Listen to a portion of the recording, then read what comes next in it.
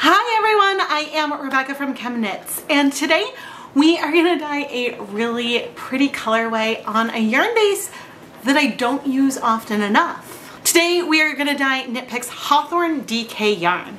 Now I love the Hawthorne fingering weight yarn. It is a 2-ply, 80% superwash fine Highland wool, 20% polyamide yarn, and the DK weight is bouncy and fun because it's very similar, the same fiber content, but it's a DK weight, so everything is thicker. And I don't dye the DK weight one very often, and so we're gonna play with it today and create some kind of colorway that's like brown, pink, and green, I think is what I'm gonna go for today. If you'd like to learn more about the yarn base or any of the other tools and equipment that I use, check out the video description. I have links and affiliate links to all the things I use in my videos. I'm gonna go ahead and go pre-soak this yarn for a little bit. I don't think I'm gonna quite get to 30 minutes, but in general, approximately, give or take. We're dyeing by feel today, so if something's a little bit dry, that's okay. Before we go and talk about the colors for today's project, I want to wish a happy birthday and huge thank you to today's lab partner, Dawn Jans. Dawn, thank you so much for being my lab partner today, and I hope that you're gonna have a wonderful birthday. If you would like to learn more about how you can become a lab partner or a last minute lab partner like Dawn, go and check out the listings in the ChemKnits Creations Etsy shop. I'll have links down in the video description. When I was looking through my dyes today, these three colors immediately jumped out to me. So we're gonna play with Dharma's Ballerina Pink, Pecan Brown, and Pistachio. Now, the pink and green look pastel right now. They are not gonna feel super pastel when I add the powder onto the yarn. They may as we spread out, but they may also end up giving us a bright pop of pink and a brighter green, and I'm okay with that. But our pecan brown is a lot more pigmented, so I expect that that's going to be our dominant color, and my plan is to play with these colors and then kind of see how they want to be and then modify the colorway from there. So this is a dye bath I used earlier. I don't think that there's any real color in it.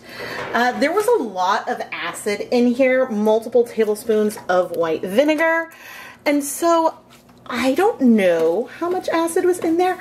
I always debate when I'm filming videos about whether I should keep track and like start fresh, but overall, I like to leave nothing behind. I just added maybe another 5 cups of water to this. I don't like to waste things, and so therefore I'm using the same dye bath that had some acid in it already, but we may as well add a little bit of acid just so that way we can say we had at least, I don't know, 3 tablespoons of white vinegar in here.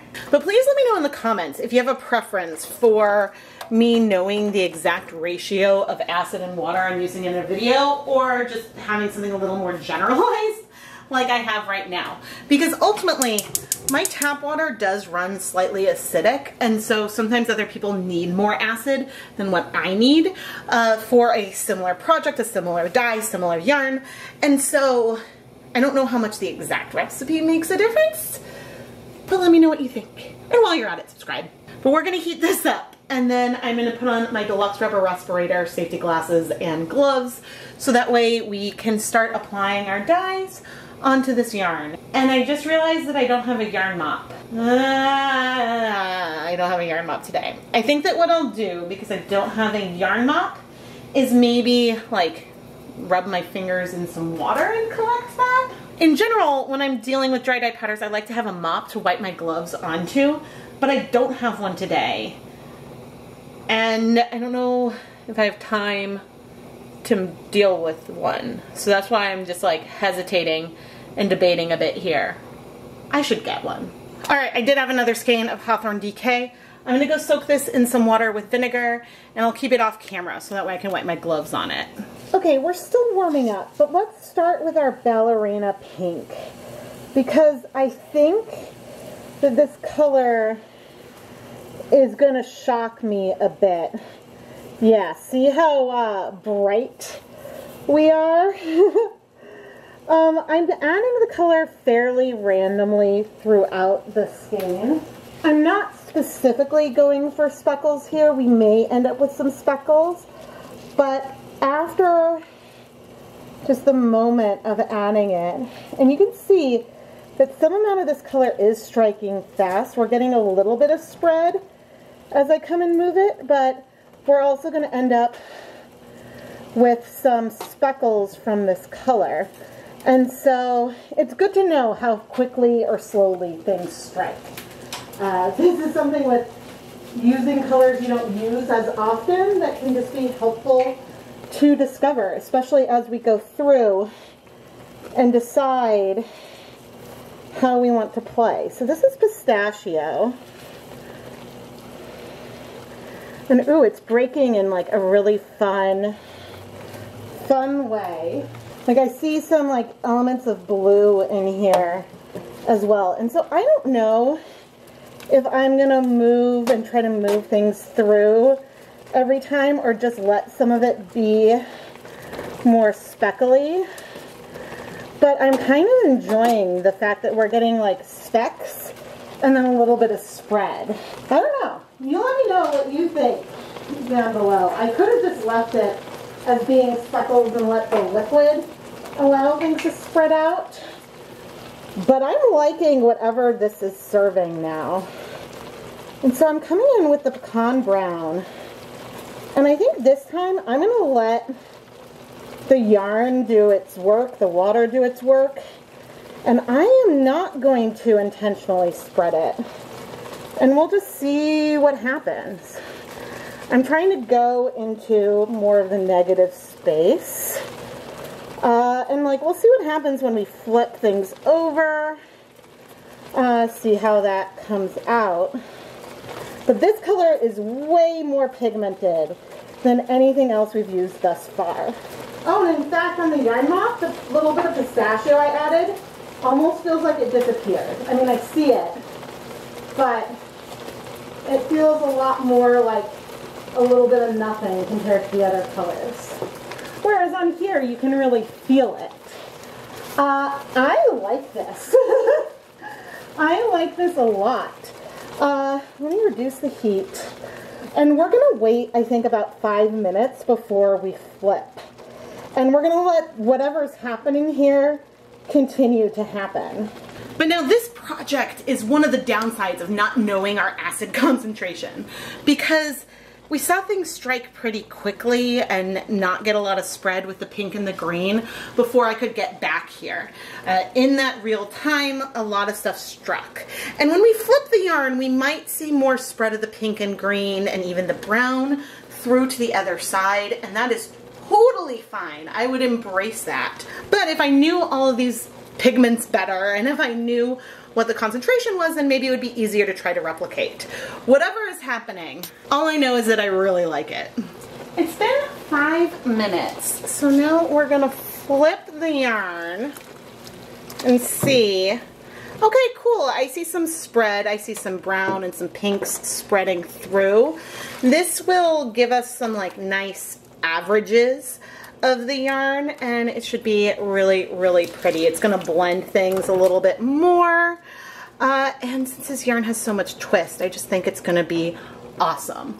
But now I'm going to speed things up and we're gonna dye this a couple more times. I started with the pink again, and after I added it a little bit all over, I tried to move it through with the spoon just to be consistent with what I did on the first side. I wouldn't want to have like some more patchy pinks and then some more speckly pinks. I figured consistency is good. Consistency is great.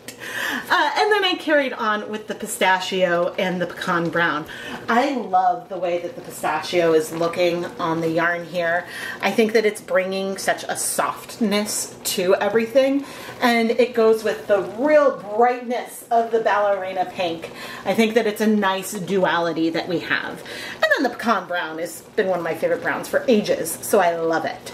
I waited about 5 minutes before flipping the yarn to add more color if I thought I needed it. Maybe I would do that one more time as well. But once I was satisfied with the color coverage, I added a lot more water, a splash of vinegar to the pan, and let everything heat set for 30 minutes from the last time I added dye. Oh, we're steamy. I'm gonna turn off the heat, and we are gonna remove the yarn so it can cool. You know, the green isn't coming through as much anymore. It's still there. We're very steamy, but it is very, very subtle. A lot more subtle, I think, than I expected. And our browns absolutely spread. I don't see very much white in here anymore. We've got like a sand colored base, which looks really great with the pink. Pink and brown look so good together. I love how subtle the green is. It almost gives the brown some dimension. All right. There's not color left in here, but we have our yarn mop that we need to heat set. And there isn't a lot of color on the mop. And so we're gonna see, ooh, the browns are spreading. The browns are spreading out a bit. I wasn't sure if I would want to add more color to it. I'm kind of inclined to let this just kind of heat and be what it's gonna be. So I'm gonna turn the heat back on. Oh, I guess the heat was still on low. I never turned the heat off. I'm gonna leave the heat on low, and we're gonna heat set this for 30 minutes. And then I'm gonna turn off the heat, let it cool completely, and this one will probably wash off camera. Let's wash all of our yarn and the yarn mop at the same time. Sometimes timing works out that way. Other times yarn mops are done so far after the standard yarn that there isn't time. But you can see some of the color difference between the yarn mop and other yarn. You know, this is feeling a little bit nostalgic for me. Nostalgic, maybe a slight hit of deja vu. I think one of the last times, as I add some clear dish soap, I dyed this base. May have been with some leftovers from my Cherry Blossom dye-along yarn. And I think I had the dye mix with guar gum, and I like poured it in on a skein. Maybe it was Hawthorne DK. And so I think that it was like similar colors with like brown, pink, and green, but ultimately a different type of colorway. Good news, we have no color bleeding. So I'm going to go ahead and rinse out all of the soap. Then I'm going to put the yarn through my spin dryer to remove some of the liquid and hang it up to dry. If it's possible, I think I love this yarn even more now dry than I did when I was dyeing it. I love the way the browns spread to give us this very neutral base, and yet the green and the pink still pop. They still sing. The green is more subtle than that pink, but again, I love it. I mean, it's just so fun. And it goes to show you can play around with your different types of speckling techniques. You don't have to treat every color the exact same way as your dyeing yarn. Now, could we have done this in a way that didn't have the pecan brown spread? I think that's the brown I used. If we didn't want the brown to spread all over everything, then I would do this on the countertop and then steam set. That would not allow those browns to spread. You could also wait more time between moving things and have less water in the pan. Those are all, I guess, variables that if you tweak will prevent some of the spreading. But I love the pastel base. Now, as for the Hawthorne DK base, I don't know why I don't dye this one more often. I love the chunkier two-ply nature of it. I love the way that it absorbs color and the way the colors look on it.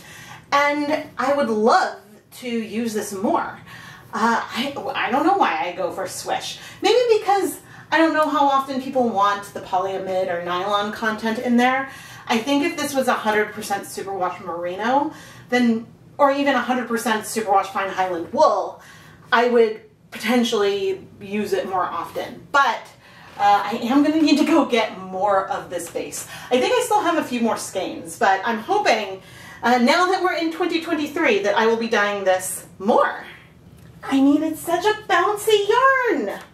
Our main colorway has a delicate feel to it, but then our yarn mop feels even more soft and delicate, mainly because I don't think it has any speckles, or maybe it has a couple, but all of the color transitions in here are soft and a little bit blown out. But the two colorways pair beautifully together. They don't have enough contrast for color work, but I would in a heartbeat use them for some kind of fade together. Dawn Jans, thank you so much for being my lab partner for today's episode of Dye Pot Weekly, and happy birthday! I really hope that you had a fantastic birthday and that you love your special yarn. I adore how this colorway turned out, and I need to do more multicolored speckled things in general.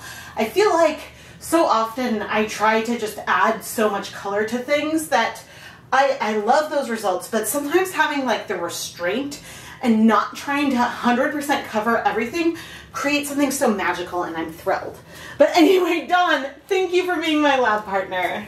I am Rebecca from ChemKnits, and one of my resolutions for 2023 is similar to one I had last year, and that's to use more variety of yarn bases that I have in my collection overall. I love to buy random samples and things like that, and then find that I hold on to them because I want to come up with something perfect, rather than diving in, going for it, and doing a perfect comparison of different fiber contents, which I did do a lot of last year, and I plan to do more of this year. But I also just want to have fun and play with these different bases for their own sake. Are there any fiber contents that you want to see me dye of more in particular? I have a feeling that cotton would be high on people's list. I do want to dye more cotton and cellulose fibers, but I have lots of blends with alpaca and silk and things that are non-superwash. So let me know what you want to see most down in the comments below. I hope that you are all having a fantastic new year and are enjoying the very first video of 2023. Oh my goodness.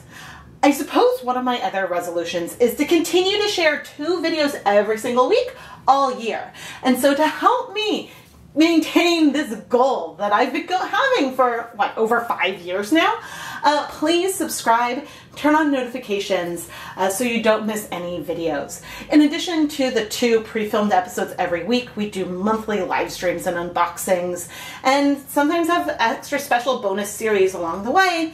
And if you subscribe, then you're less likely to miss out on any of the colorful fun. Thank you so much for watching.